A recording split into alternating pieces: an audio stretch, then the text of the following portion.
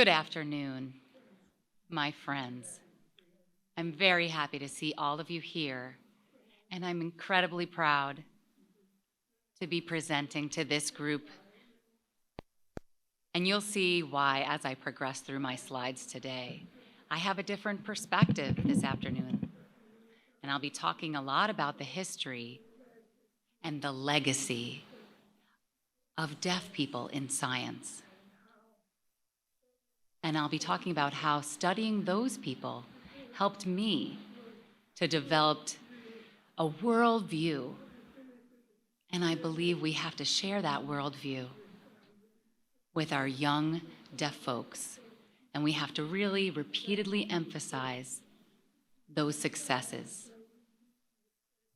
I only saw one mention of K through 12 this morning, but we need to increase that and work with the kids a lot more to inspire them.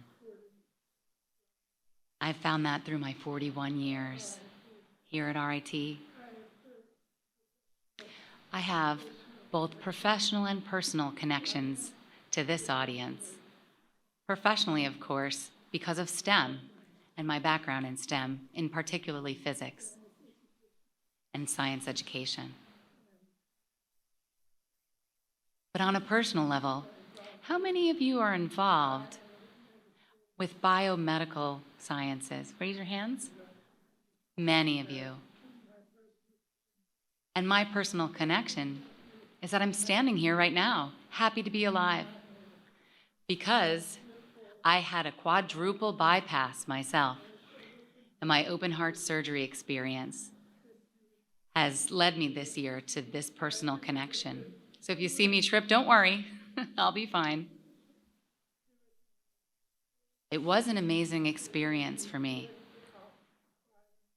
And it gave me a true respect and pride for all those in biomedical sciences.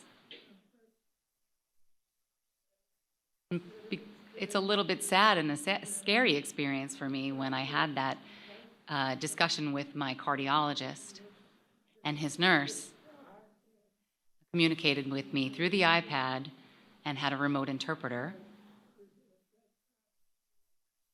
At that time, he said, "Listen, Harry, I hate to tell you this, but you need open heart surgery, and you need it immediately." So I could have waited 2 or 3 days, and he said, don't wait a day. Today's the day. So anyway, the other interesting thing about that open heart surgery, you know the MyCare system. MyCare is an online system that reports all sorts of different surgeries and results. And after the test that I had, my PCP would get immediate results because of that technology available.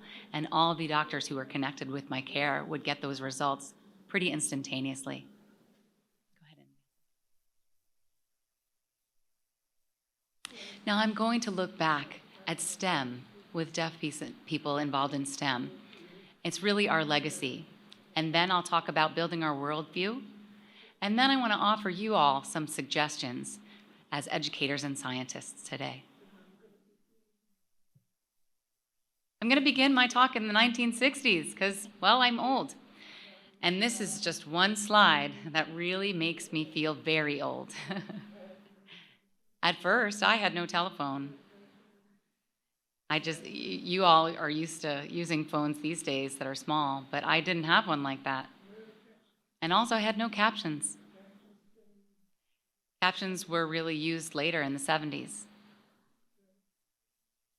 And third of all, there were no interpreters. When I wanted to major in physics, there were no interpreters doing physics. I sat for 4 years in a hearing college, and then Gallaudet accepted me, but they didn't have a physics major. So at the time, I didn't go to Gallaudet for physics. I sat there in a hearing university, everyone around me hearing for 4 years without support services.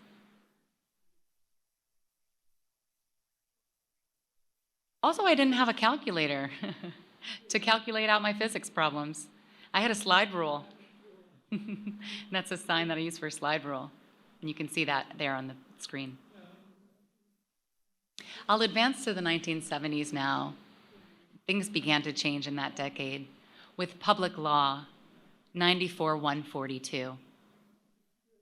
What a good law.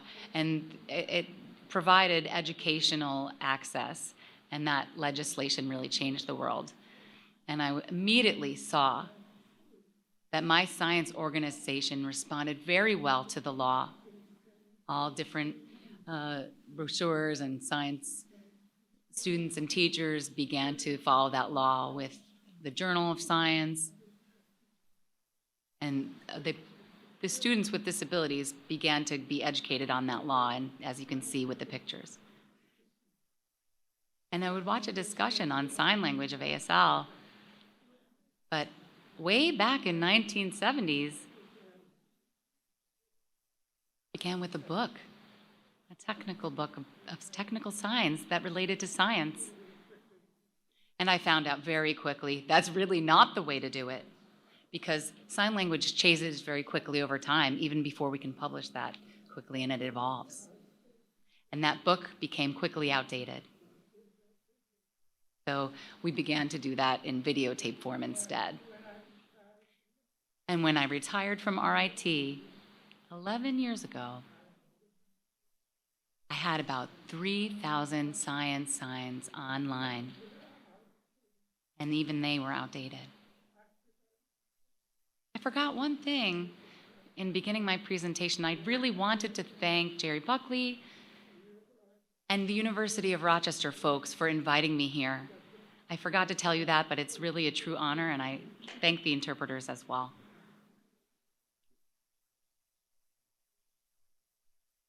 These organizations were very, very involved because we had barriers at the time, and we wanted to become barrier-free. So we had barrier-free conferences with interpreters.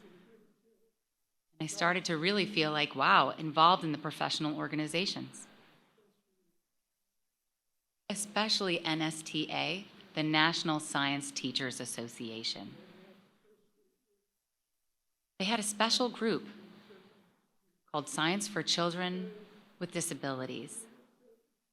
And I was fascinated with that group. And the other one I was very active in was American Association for the Advancement of Science. I was very involved with that organization as well. Around this time in my career, I began to research. I did one study with almost 500 teachers, people who were teaching the deaf folks, and I found that 80% of them had no degree whatsoever in science. They had no certification to be teaching science. And this was in the early 1980s. Also, I found that fewer than 1 in 10 educators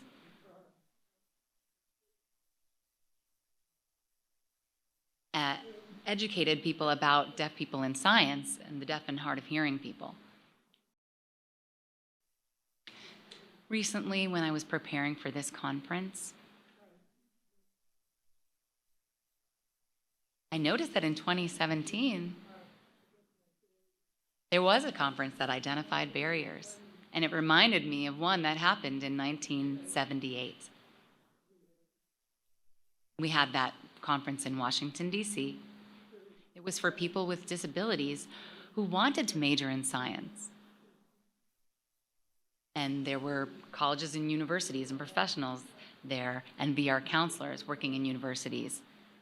And there was a lot of discussion about the barriers that existed.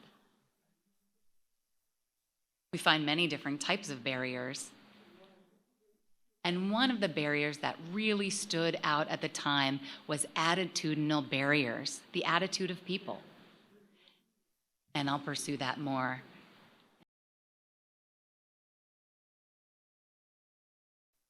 Now, at the same time, there was a woman named Judith Packyarts. She had a bachelor's and a master's and a PhD in biochemistry. But she was rejected from 19 medical schools. And she hired an attorney to get in finally. And that shows you that the attitude of people matters when it comes to barriers. Of course, the ending is that she became one of the top, in fact, the top physician who worked for the Deaf World Games. And she oversaw and supervised 80 hearing doctors working under her at the time. I'll skip to 1984 now, where I want to talk about I had a meeting with Dr. Stephen Hawking.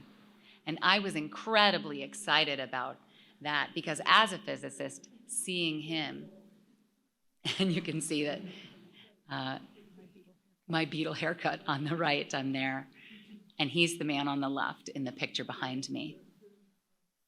Dr. Hawking had a special assistant at the time because he had motor neuron sickness disease that made his muscles uncoordinated for speech, and he was very weak and couldn't use his voice with any strength. So that assistant helped him to communicate. I'll be talking about disabilities, and some of them relate to physics. When I discussed with him, he looked up from his position in the wheelchair and he said, "Dr. Lang, it must be difficult to be deaf in science." And I was shocked because he was the one who was going through such a medical hardship. And I love tennis, and I can't imagine the idea at the time. I couldn't imagine being in a wheelchair at the time because of my love for tennis. But it started to make me think about attitude and its role. He had to struggle. He had surgery eventually for his voice, and he used a computer later, a synthesizer, to generate his speech. But at that time, he didn't have such a device. And I said, "Oh, he can understand me," and I spoke to him and I responded. And his assistant had to listen carefully to what he wanted to say and repeat loudly what his answer was. And then my ASL interpreter interpreted for me. So in the middle of this discussion, I thought, wow, he said it must be hard to be deaf. And that struck me. I began what we call NIH research. Are you familiar with NIH research? I wonder if you know what that means. I'm going to call it needle in the haystack research. Right. And I need to explain this a little bit more to all of you. When I wanted to major in physics in college, I never read about one deaf scientist. I asked my teachers, they didn't know any of them. I asked librarians, they weren't aware of any. I went to the downtown Pittsburgh, PA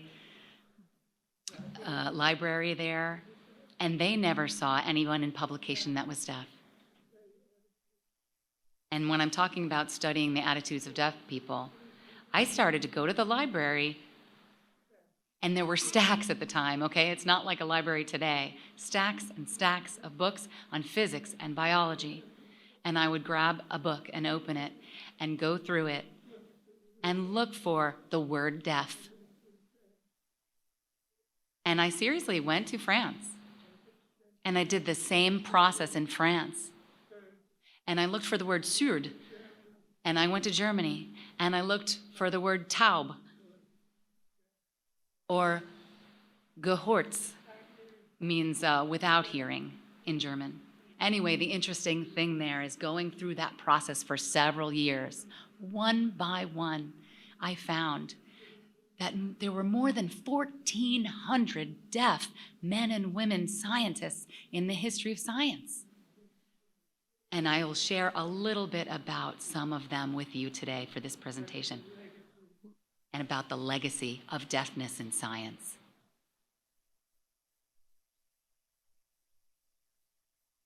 So you guys know deaf studies in arts and sports, but they didn't have science at the time. I wanted to add a new area of deaf studies that was science and history. And I began an avocation And I had majored in physics and engineering, but I became absolutely fascinated with and fell in love with history. I believe that we can rebuild the past and reconstruct and look into our heritage and develop that worldview.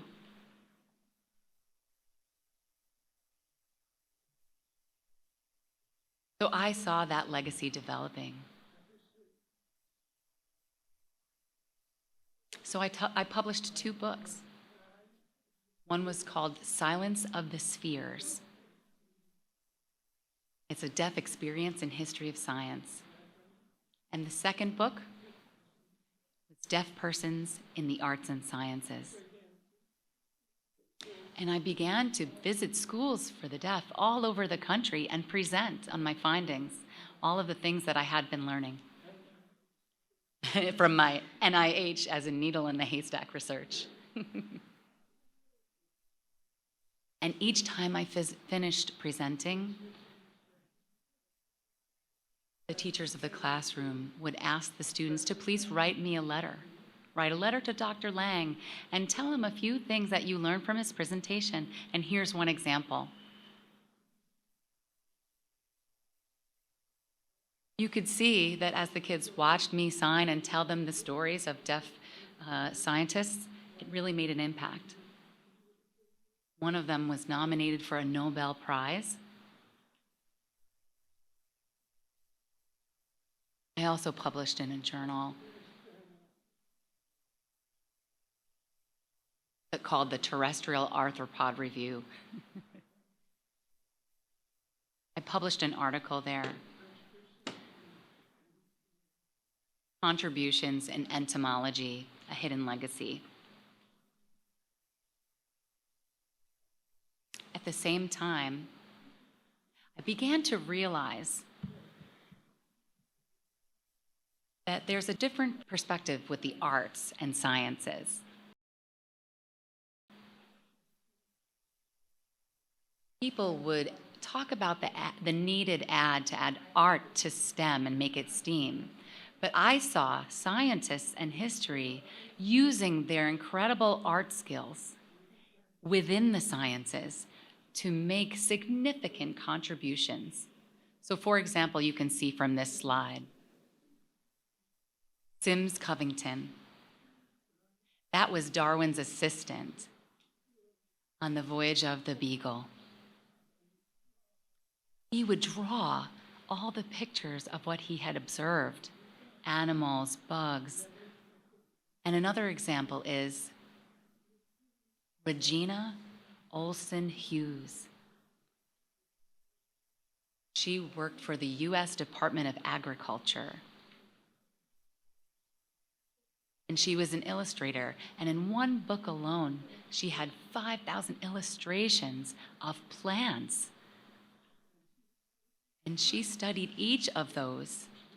Each scientific description was below the picture. And she was the person in history, the only person in history that has her name after a genus and a species. Both are named for her. So I bought that painting, the watercolor that you see in the bottom left. Bought it to hang in my office here at NTID as a point of inspiration to inspire college students that yes, you can combine the arts and the sciences.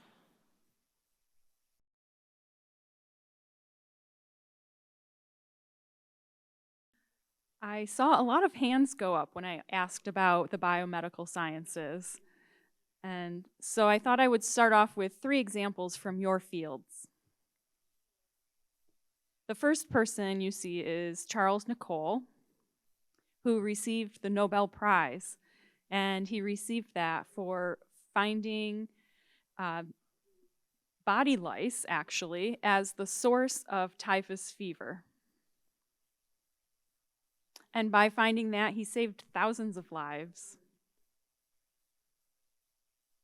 The next example is Dr. Ballantyne, who developed a special tissue and organ transplantation technique. And last is John Cornforth, who is Australian.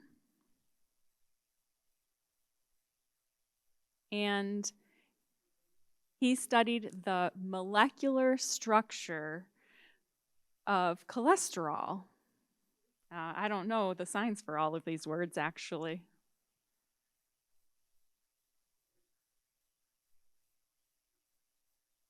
I think probably many of you have seen a lot of reports about the deaf men, the 11 deaf men from Gallaudet who worked to help NASA. I actually still have a few friends who were alive at that same time, and they have inspired kids to get involved in things like this.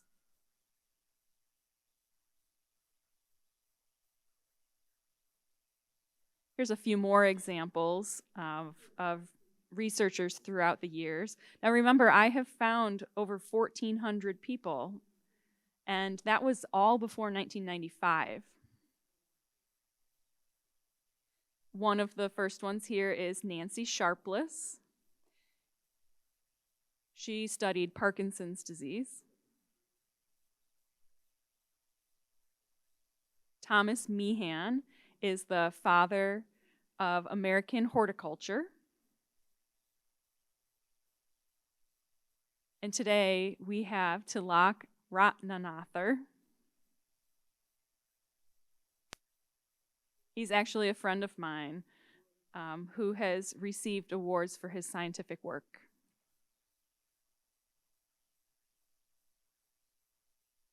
So now, at the same time that I was finding these stories about all of these influential people, I actually started to become interested as well in phenomenology. And phenomenology is the study of the human experience. I'd ask you to take just a second and read the quote that you see on the screen. "The science student's life is absorbed with grave and serious truths. They're naturally serious men. My associations have been almost entirely of a scientific nature. My deafness cut me off from everything that lay outside of science. I have lived with nature, the rocks, the trees, the flowers. They know me. I know them. All outside are dead to me."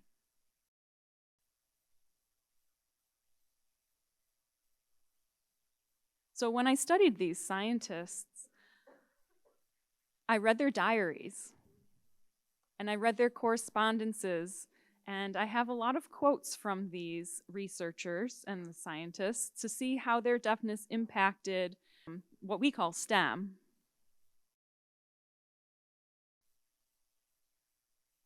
And they are the pioneers. You notice the title here of this man is the father of North American paleobotany. Basically, that's fossilized plants. There are a lot of deaf people in our legacy who have been honored by including their names in titles of things. This man could speech read 3 different languages: French, German, and English. He would go to a conference and ask another person what language they would be speaking in, and he would be able to speech read whatever language they mentioned.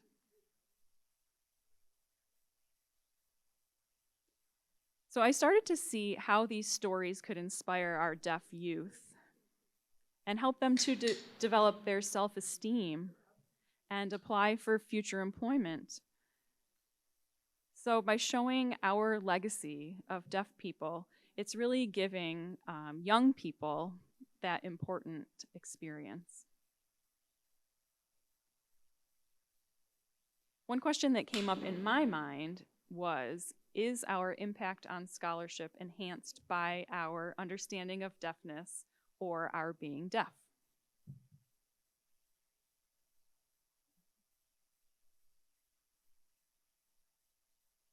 So what is the impact? So the picture you see on the screen here is Ruth Benedict. She was an anthropologist. She used a different sign for anthropologist than we're probably used to seeing. But Ruth, she had a really hard time in the field of anthropology because it was highly dependent on folklore.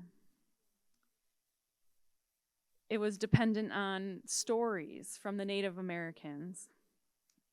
And so what she did was comment on the visual aspects of the culture, costuming, the dance, the poetry, the arts. And she completely changed the field of anthropology.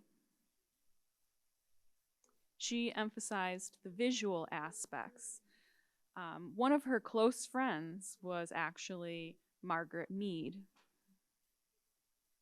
And Margaret Mead depended on Ruth Benedict's work heavily, and that has expanded and broadened the field of anthropology.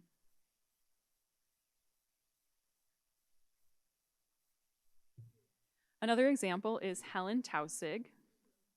I think you may know about her work already with the heart. She worked with a hearing doctor named Alfred Mullock.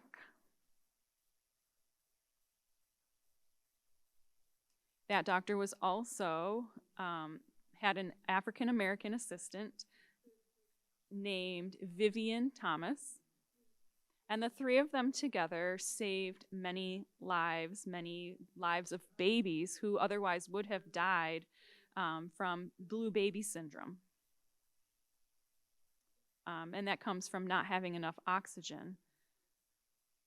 So they developed a shunt that would go into the heart valves in order to provide the babies with oxygen. So it helped a lot.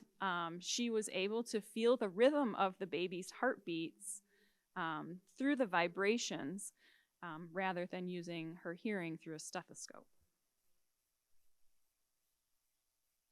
Now, this is a little bit of a sad perspective here. So this is the father of astronautics.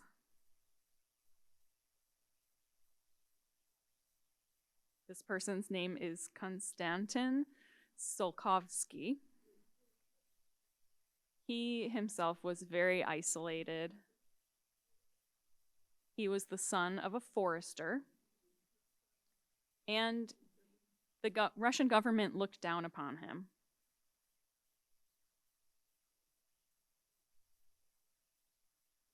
This is a quote I found from his diary. It said, because of his deafness, he had to focus more on his work. And I do see that theme much more often with deaf people than others. Now here's this Russian man, Tsiolkovsky. He was honored when Russia sent up their first satellite, Sputnik. And the launch of Sputnik began the space race. And it was recently the 100th anniversary of this man's birth. So he created the mathematical formula for this satellite to escape the Earth's velocity. He calculated exactly what was needed for it to lift off. Now, the next person here is the father of modern biology. He was one of the first people to study photosynthesis. He also discovered the principle of parthenogenesis, and that's actually reproduction without fertilization.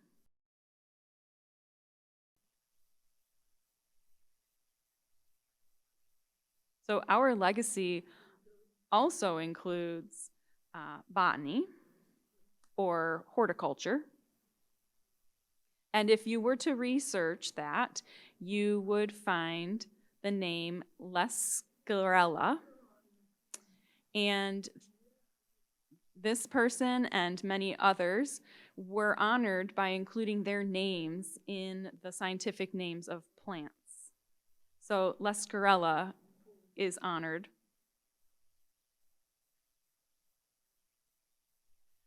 He's from Rathbun, Pennsylvania. This is another person. And then the third example you see here is Bremy. He was a deaf man, and he was honored by having his name included in the scientific naming of many plants and fossils. So if any of you are interested in these fields and you see some names that you may not know, it's possible that they are named for deaf scientists, unless you were to share some of your information with them as well.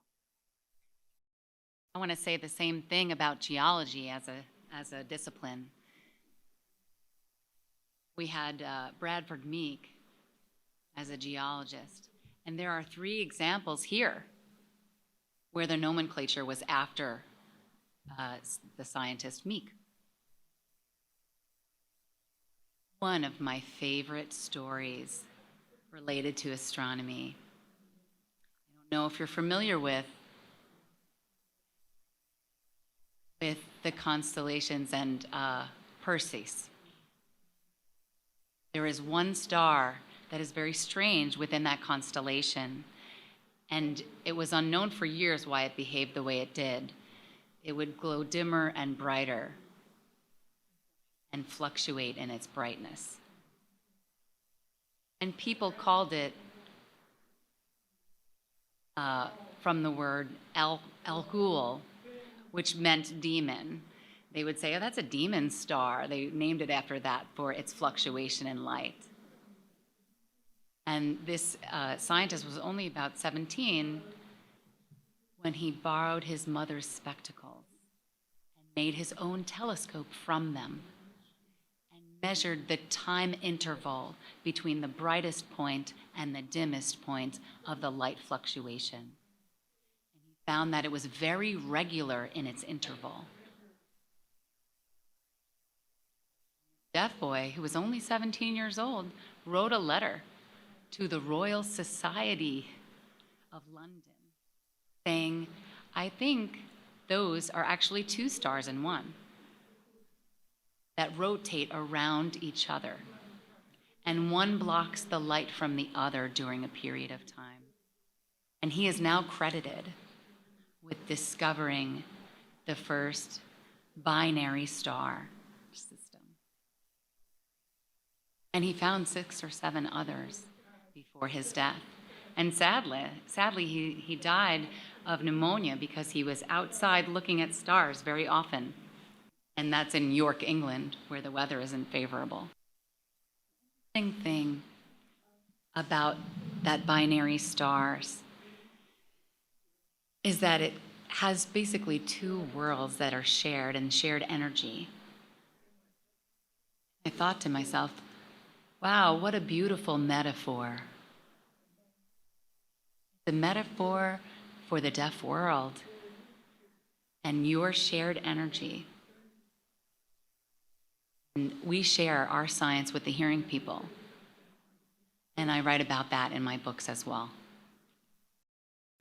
I often ask people, what do you see in this picture here? People say, oh, well, I see the moon. I see Venus. Probably Mars too. But because I have been developing a different worldview, I see much more than that.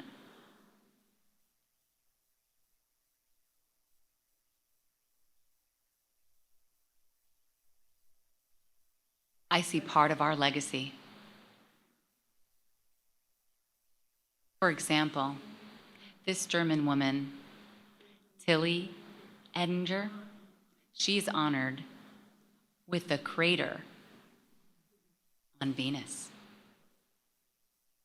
for her scientific work. She's the person that established the subfield of neuropaleontology. It's the study of fossil brains. Later, we'll have to explain how she became well known. Another deaf person, Annie Jump Cannon, identified hundreds of thousands of stars, and we talk about attitude. She classified the stars, and this shows the attitude of the hearing scientists and eugenics. If you're familiar with eugenics, it's an effort, and Americans were very involved, and it's an effort to breed out deafness and other disabilities. I found a letter with two eugenicists, and one of them said, "The only reason I won't vote for her is that she's deaf." This woman, she could have been the first woman member of the National Academy of Science. And that's one of the highest honors we can achieve in science. She wasn't able to achieve that because she wasn't voted for because of her deafness. Leavitt is another crater of the moon that is named after a deaf woman.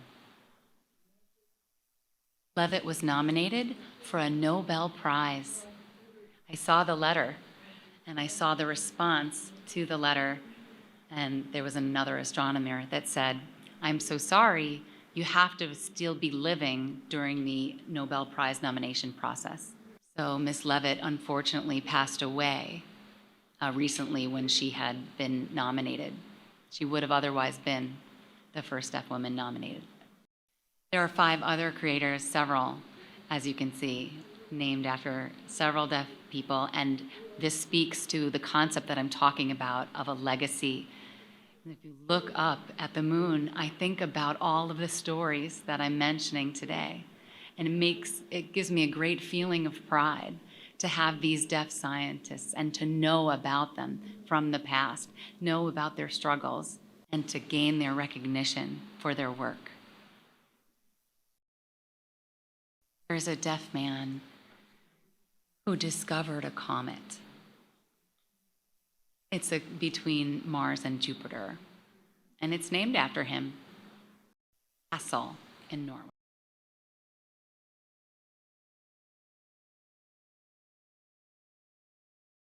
Every time I share this story about chemistry, the teachers in high school, K through 12, there's always a chemistry teacher who's like, "Oh, that's our element." And they put it up there into the room so the deaf people can look at the name of the element. Not just the kids, but all of us, really, the teachers too. I was invited to the National Science Foundation, NSF, Disability Element of the Year. Came and presented some important things about the field of science. And one of the discoveries was of tantalum. The third part of this presentation today is some suggestions that I have for all of you who are in STEM. First of all, think about your networking. Network with other hearing scientists and deaf scientists and share some of these stories.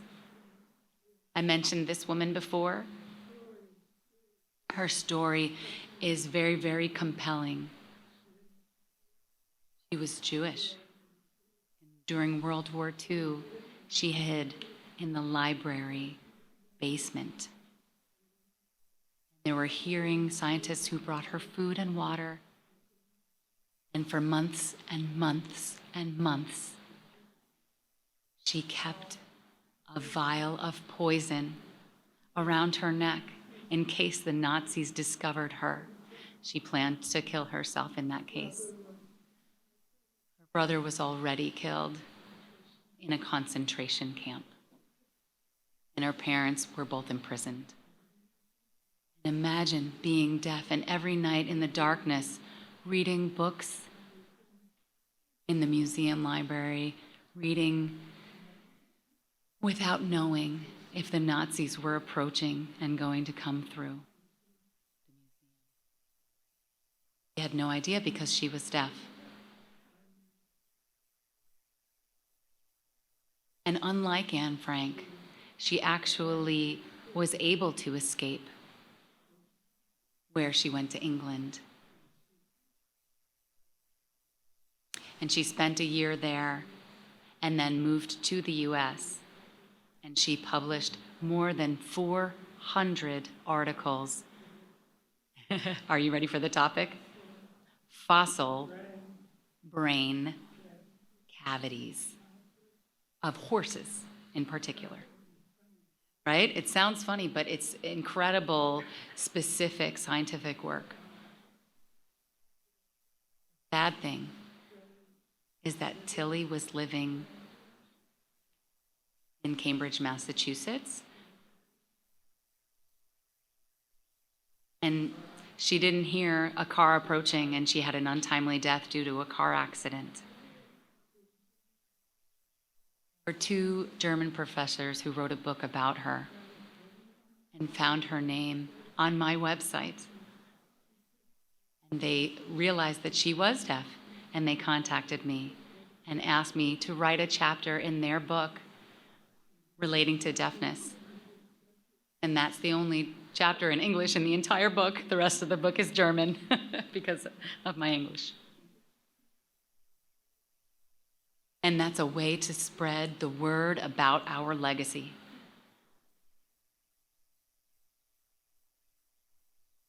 My second piece of advice to you is to watch technology. Of course, the voice telephone was developed behind the hearing world using the telephone. We didn't get that visually developed telephone. ATT would not cooperate, not be helpful. At that time, it was called Bell Labs.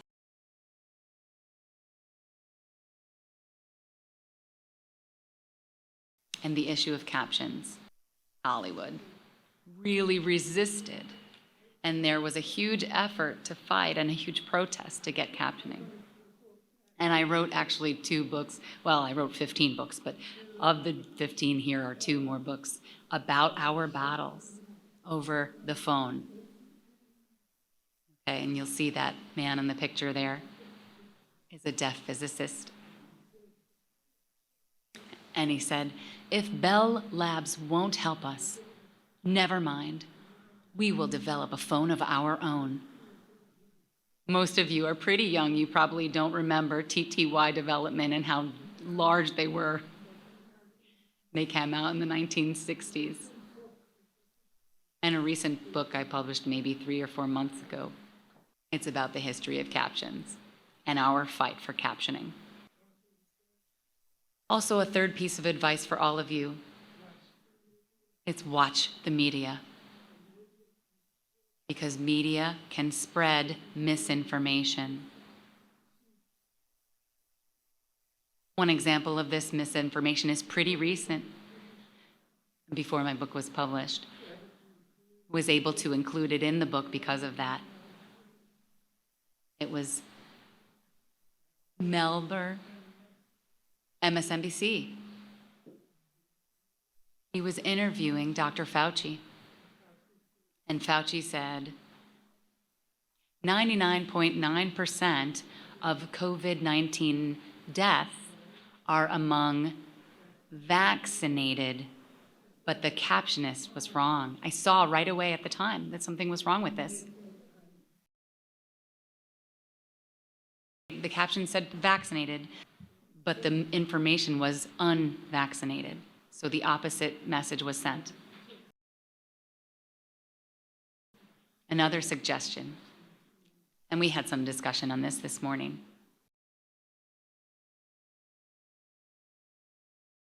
Jerry Buckley mentioned before.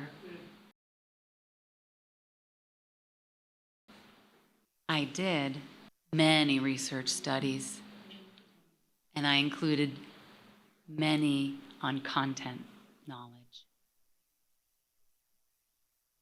and imagery, for example. And I found that people can remember things in science better when they have high imagery. If you can make the image in your mind, you can remember it better instead of just seeing it in words, especially abstract concepts. You can't immediately develop a picture in your mind. You can do comparatives. And it's easier to recall if you do that with the concepts when there's high imagery involved. That's where our work in ASL and cognitive science overlap.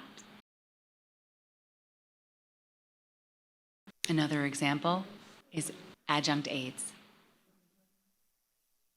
What happens is that we tend,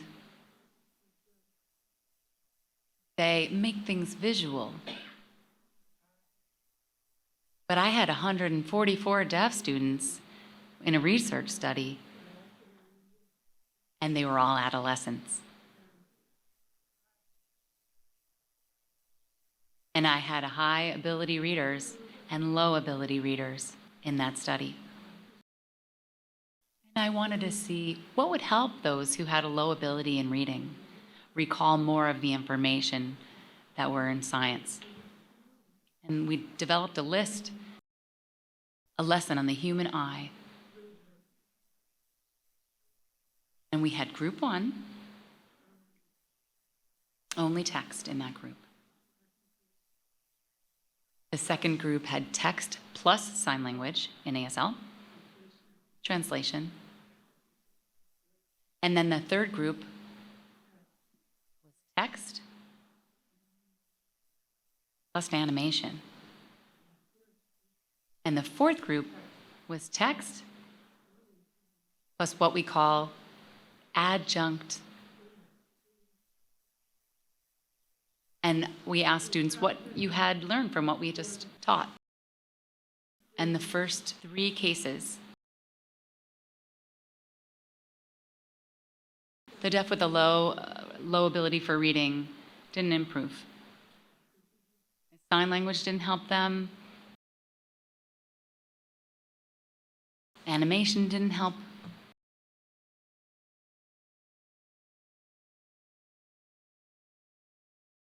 And of those 3 groups, those other things didn't help. But for deaf students who had the text plus questions about what they just read, that particular group performance, it equaled the performance of the high reading ability group. So for so long, we have emphasized adding on, and we haven't emphasized the minds on. So hands on instead of minds on. So the questions forced those learners to think about what they had just read. And it wasn't a passive experience, but an active one. Not just receiving pictures or receiving sign or receiving text, but they were more actively learning. And that's another example of one of the many research studies. You know, people who begin to make connections and develop ASL lexicons.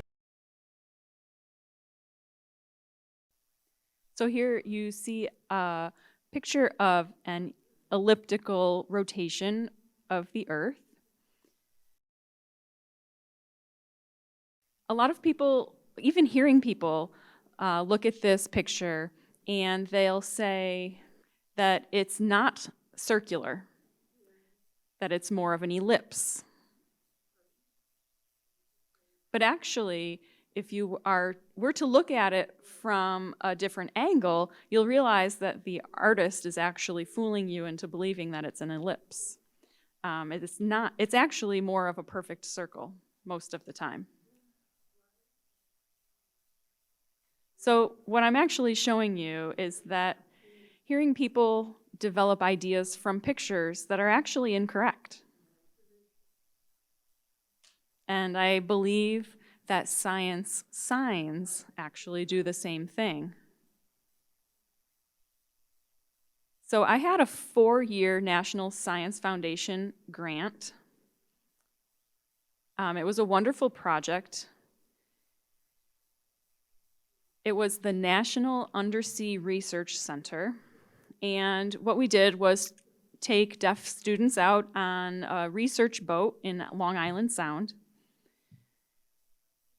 And my job was to work with the deaf kids and the other teachers to develop some science vocabulary for marine science. And one day I was sitting with some other teachers of the deaf who were signing shark. Can somebody show me the sign for shark? Okay, a lot of people are showing me a hand on top of the head. But I do need to ask you, and I ask you to think about if you were a young deaf kid and you used that sign, would you develop the idea that the dorsal fin of the shark is on the shark's head? So we were discussing using this alternative sign for shark for better understanding of marine science. And a lot of the teachers I was working with really preferred the second sign I just showed because it was more conceptually accurate. Another example is the sign that is used for vocalization. I see a lot of people signing this for vocalization.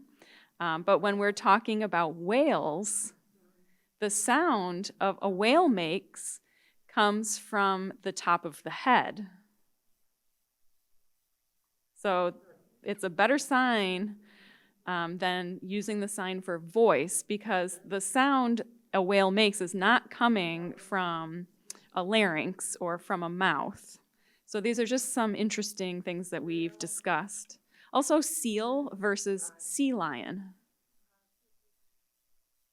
Our kids were learning how to classify animals, and they needed to put all sea lions in a category, but all sea lions are seals, but not all seals are sea lions. And so if you use this sign, that is actually a sea lion, but not the seal. Seals have actually very short forefins, and so they can't clap like a sea lion.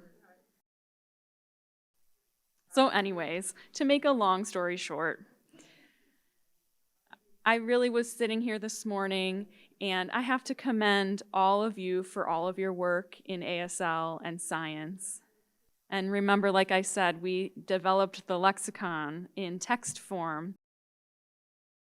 So one of the most important pieces of advice I have for you is to share our legacy. Here's a letter from the parent of a deaf child.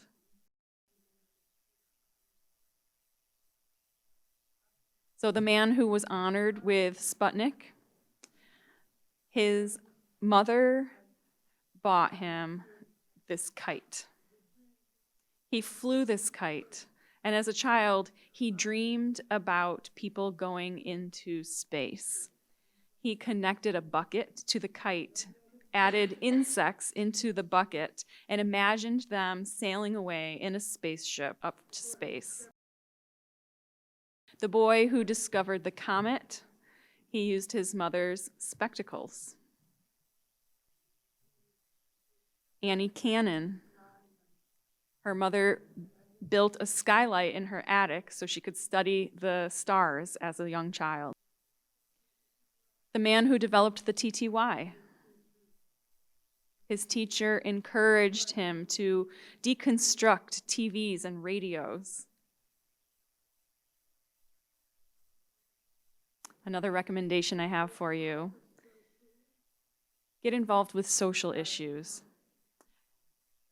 Asimov and Carl Sagan, I actually had the great honor of having breakfast with the two of them, and we had a really long chat about environmental issues and the changes.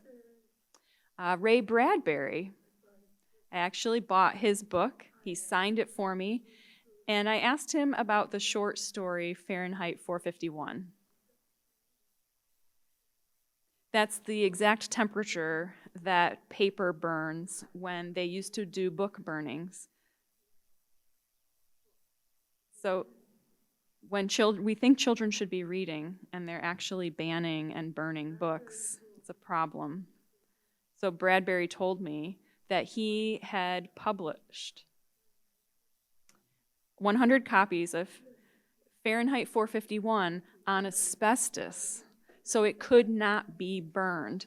That was part of his McCarthy hearings that was revealed, so that they could not be burned. And now lastly, we need to bring scientists into our classrooms. The man with the hat in this picture here, that's Bob Ballard, who one of the discoverers of the Titanic. And he came in to talk with the class about his discovery of the Titanic.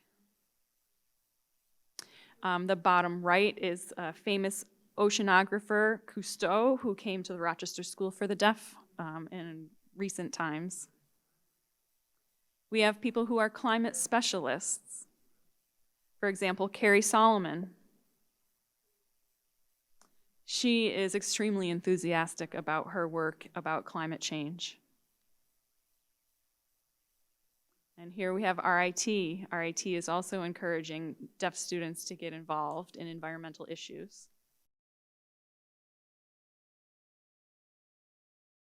Now, this quote is by a hearing girl, but I do love it. It says, "My journey as a STEM ambassador began when a biomedical scientist came to the school to speak about his role within a pathology laboratory.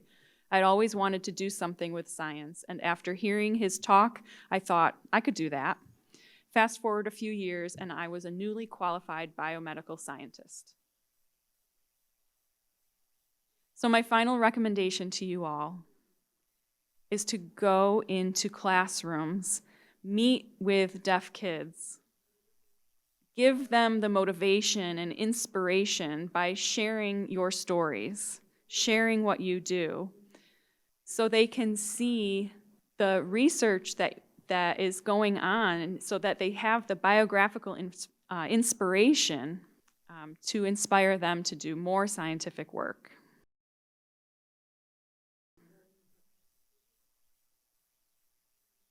So the biggest challenges or barriers that come up, well, the first deaf chemist to receive a PhD, the first in history,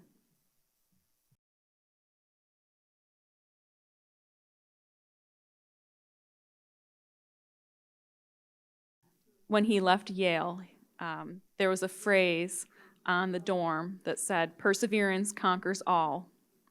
And I ask you to remember that. So thank you. Thank you for listening today. Thank you. There is one area that I did not talk about, which is technology. And Edison was deaf. And he was the one who developed the telegraph. He was so deaf, well, he didn't know sign language, but he was so deaf that people had to interpret for him by doing Morse code on his leg. They would do a dot and then a dash. He actually had his girlfriend do that for him when they went to the theater. He actually proposed marriage to his girlfriend through Morse code.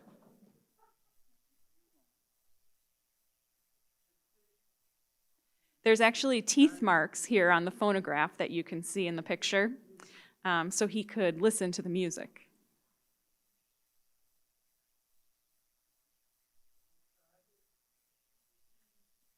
The father of the internet was deaf.